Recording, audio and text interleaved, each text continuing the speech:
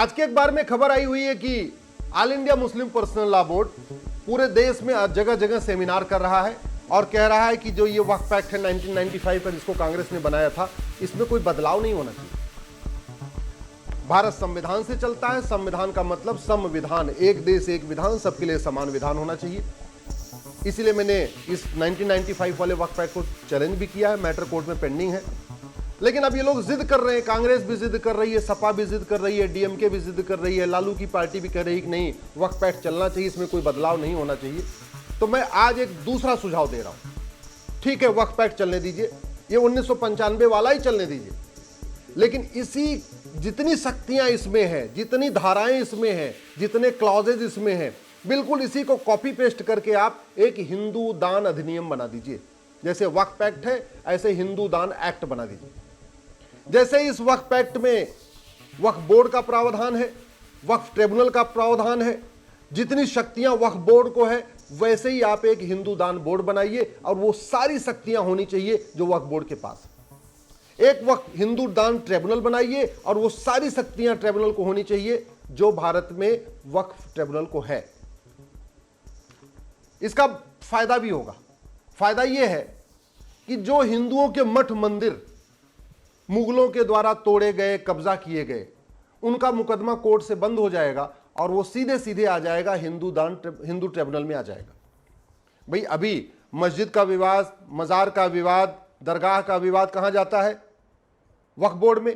कहां सुनवाई होती है? वक्फ ट्रिब्यूनल में। तो उसी तरीके से जितने मठ मंदिर के विवाद हैं वो सारे हिंदू बोर्ड में आ जाएंगे और सुनवाई होगी हिंदू ट्रिब्यूनल में। उसका फायदा यह होगा कि 1192 में जो कुतुबुद्दीन ऐबक ने दिल्ली में 27 मंदिरों को तोड़ के कुतुब मीनार बनाया था, उसका मुकदमा भी वक्फ ट्रिब्यूनल में चलेगा। 1305 में अलाउद्दीन खिलजी ने जो सरस्वती मंदिर को तोड़ के भोजशाला में वहां पे एक मस्जिद बना दिया था, वो मुकदमा भी हिंदू ट्रिब्यूनल में आ जाएगा। 1373 में सिकंदर शाह ने जो शिव मंदिर को तोड़ के अदीना मस्जिद बना दिया बंगाल में, वो मुकदमा कोर्ट में नहीं चलेगा बल्कि हिंदू ट्रिब्यूनल में चलेगा। 1377 में जो तुगलक ने अटाला देवी मंदिर को तोड़ के अटाला मस्जिद बना दिया जौनपुर में, वो मुकदमा भी कोर्ट में नहीं चलेगा बल्कि हिंदू ट्रिब्यूनल में चलेगा। 1410 में अलाउद्दीन खिलजी ने जो रुद्र महालय मंदिर को तोड़ा गुजरात में और उसको जामी मस्जिद बना दिया, वो भी मुकदमा हिंदू ट्रिब्यूनल में चलेगा। 1528 में जो बाबर ने अयोध्या राम मंदिर का तोड़ा था, वो हालांकि मुकदमा खत्म हो गया, अब उसकी जरूरत नहीं है, लेकिन बाबर की जितनी जमीनें भारत में हैं, बाबर ने जितनी जमीन तलवार के दम पे कब्जा किया था, वो सारी की सारी जमीन पे जो हिंदू बोर्ड है वो नोटिस भेजेगा और जो उसको विरोध करेगा उसका मुकदमा भी हिंदू ट्रिब्यूनल में चलेगा। 1552 में अहमद शाह अब्दाली ने भद्रकाली मंदिर को तोड़ा, उसको जामा मस्जिद बना दिया, वो भी कर्णावती में है, उसका मुकदमा भी हिंदू ट्रिब्यूनल में चलेगा। अभी कोर्ट में चल रहा है, कोर्ट से निकल के सीधे ट्रिब्यूनल में आएगा। 1669 में औरंगजेब ने जो काशी विश्वनाथ मंदिर को तोड़ा, अभी उसका मुकदमा कोर्ट में चल रहा है, वो कोर्ट में नहीं चलेगा। विष्णु जैन जी, हरिशंकर जैन जी उसको बहस करेंगे आके अपना हिंदू ट्रिब्यूनल में, वहां से ट्रांसफर हो जाएगा। 1670 में औरंगजेब ने जो भगवान कृष्ण का जन्म स्थान तोड़ा था, उसको ईदगाह मस्जिद बना दिया, वो मुकदमा भी जो मथुरा की अदालत में चल रहा है, उस अदालत से हटके सीधे हिंदू ट्रिब्यूनल में चला जाएगा। पूरे भारत में जैसे जहां जहां वक्फ बोर्ड है, जिन जिन राजधानियों में वक्फ बोर्ड है, उन सभी राजधानियों में वक्फ बोर्ड के ऑफिस के बगल में बढ़िया हिंदू बोर्ड और हिंदू ट्रिब्यूनल भी चलेगा। पूरे उत्तर प्रदेश का मुकदमा, जो मठ मंदिर का मुकदमा होगा या बाबर, हुमायूं, तुगलक, गजनी, गोरी की जमीन का मुकदमा होगा या नवाबों की जमीन का मुकदमा होगा या निजामों की जमीन का मुकदमा होगा, वो सारे मुकदमे डिस्ट्रिक्ट कोर्ट से हट जाएंगे और सीधे सीधे उन सभी राज्यों में जो हिंदू बोर्ड होगा, हिंदू ट्रिब्यूनल हो, वहां चलेगा। जैसे वक्फ बोर्ड में सर्वेयर के पास अधिकार है कि वो रेगुलर सर्वे करता रहता है और डिक्लेयर करता रहता है भैया ये जमीन वक्फ की है, वैसे हिंदू बोर्ड में भी सर्वेयर होगा, हिंदू ट्रिब्यूनल में भी सर्वेयर होगा और हिंदू बोर्ड भी अपनी सारी मुकदमों, सारी जमीनों की सर्वे कराएगा और सर्वे कर करके उसको डिक्लेयर करता रहेगा। एक 30 दिन के अंदर, अभी जैसे वक्फ बोर्ड में है कि अगर 30 दिन में किसी ने नोटिस का जवाब नहीं दिया तो ऑटोमेटिकली वो जमीन वक्फ बोर्ड की हो जाती है। ऐसे ही अखबारों में नोटिस दी जाएगी कि फला फला जमीन, फला फलानी मस्जिद, फलानी दरगाह, फलाना जितने भी स्थान है ये सारे हिंदुओं के हैं और अगर 30 दिन में कोई जवाब नहीं देगा तो वो सारा का सारा जमीन हिंदुओं का हो जाएगा। और कोई अगर विरोध भी करेगा तो मुकदमा हिंदू ट्रिब्यूनल में चलेगा। इसका फायदा ये भी होगा कि बहुत सारे वहशी दरिंदों ने जगह जगह शहरों का नाम बदला और वहां पे जगह कब्जा कर लिया। तो इस जैसे मुर्शिदा खान को मुर्शिदा खान को मुर्शिद ने बनाया था, तो मुर्शिदा खान में जो मुर्शिद की ज़मीन होगी वो सारी हिंदू बोर्ड में चलेगी। विंध्याचल में मिर्ज़ापुर में जो ज़मीन मिर्ज़ा खां के नाम की होगी वो सारी उसका भी मुकदमा हिंदू ट्रिब्यूनल में। जौनपुर में जौना खां की जो ज़मीन होगी उसके नाम पे जो चल रही होगी, उसके जो उसके बच्चों के पास होगी, उसका भी मुकदमा आपका हिंदू ट्रिब्यूनल में चलेगा। तो सबसे बड़ा फायदा ये होगा कि कश्मीर से कन्याकुमारी, कच्छ से कामरूप तक, पूरे उत्तर से दक्षिण, पूरब से पश्चिम, जहाँ जहाँ मठ मंदिरों का विवाद है, जहाँ जहाँ जमीन का विवाद है, जहाँ पे मज़ार का विवाद है, जहाँ दरगाह का विवाद है, वो कोई भी विवाद वक्फ बोर्ड में नहीं चलेगा, वक्फ ट्रिब्यूनल में नहीं चलेगा, बल्कि वो सारा का सारा विवाद हिंदू बोर्ड में चलेगा, हिंदू ट्रिब्यूनल में चलेगा। हिंदू बोर्ड के पास भी अपनी सर्वे करने की शक्ति होगी, हिंदू बोर्ड के पास भी ये शक्ति होगी कि वो डीएम को आदेश दे कि फलाने फलाने जगह की जो मज़ार है, दरगाह, इसको तोड़वाइए, तोड़वा के इसको आप रिस्टोर करिए।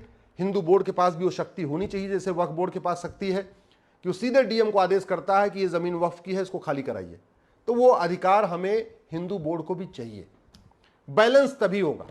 ऐसे नहीं हो सकता कि एक कम्युनिटी के लिए आप वक्फ एक्ट बना दो और हिंदू के लिए अपना हिंदू बोर्ड ना हो, हिंदू ट्रिब्यूनल ना हो। और फिर एक तरीका यह भी है कि हिंदू बोर्ड हिंदू ट्रिब्यूनल हो, जैन का अपना बोर्ड अपना ट्रिब्यूनल हो, बौद्ध का अपना बोर्ड अपना ट्रिब्यूनल हो, या सिखों का अपना बोर्ड अपना ट्रिब्यूनल हो, या एक ही हिंदू बोर्ड होगा, उसमें हिंदू, जैन, बौद्ध, सिख सब लोग अपनी अपनी जमीन क्लेम कर पाएंगे। जमीन बहुत क्लेम करनी है। हैदराबाद में जो निज़ामों की हज़ारों एकड़ ज़मीन है जिसपे बहुत सारे लोग कब्जा करके बैठे हैं, उन ज़मीनों को भी क्लेम करना है। ऐसे ही आपके अलग अलग शहरों में, प्रयाग में बहुत सारी ज़मीनें हैं। पूरे देश में जो सिविल लाइन बनी हुई हैं, उन सिविल लाइन की जो ज़मीनें हैं उन पे भी कम से कम हिंदू बोर्ड को अधिकार होगा कि वो जाके क्लेम करे।